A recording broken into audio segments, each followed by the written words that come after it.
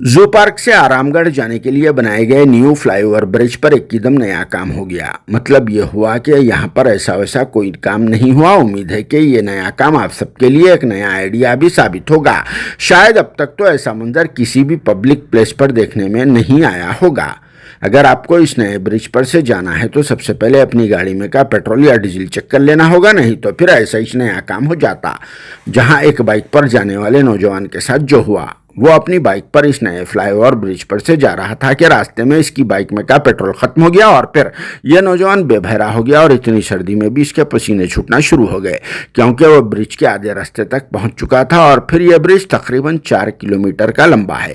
शायद इसी वजह से यह नौजवान बाइक को ढकेलते हुए लेके जाने की कोशिश भी नहीं कर रहा था और फिर पेट्रोल के खत्म हो जाने की वजह से वो बौरान भी हो गया। लेकिन कुछ देर बाद इस नौजवान के दिमाग में एकदम नया आइडिया आ गया और वो फौरी तौर पर अपने एक दोस्त को कॉल करके पेट्रोल के खत्म हो जाने की कहानी सुना डाली, जिसके बाद इसके दोस्त ने भी फौरी तौर पर आगे आकर अपने साथी की मदद करने के लिए निकल पड़ा और 1 लीटर के बोतल में पेट्रोल लेकर यहां आ गया।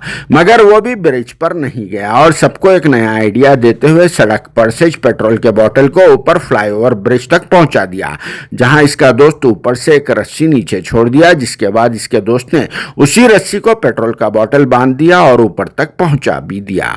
जिसके बाद वो नौजवान अपनी बाइक में पेट्रोल डालकर ब्रिज पर से रवाना हो गया और इस तरह से एक दोस्त ने दूसरे दोस्त की नए अंदाज में मदद करके सबको एक नया आइडिया भी फराहम कर दिया। जिसे देखने के बाद क्या कहना है आप सबका कमेंट बॉक्स में जरूर जवाब देना। मगर हमारा और फिर कुछ लोगों का यह कहना है कि अगर इस नए ब्रिज पर भी एक आध पेट्रोल पंप पड़ जाता तो शायद कितना अच्छा रहता था और फिर किसी की भी गाड़ी में अगर पेट्रोल या डीजल खत्म हो गया तो ऐसा काम नहीं करना पड़ता रहेगा।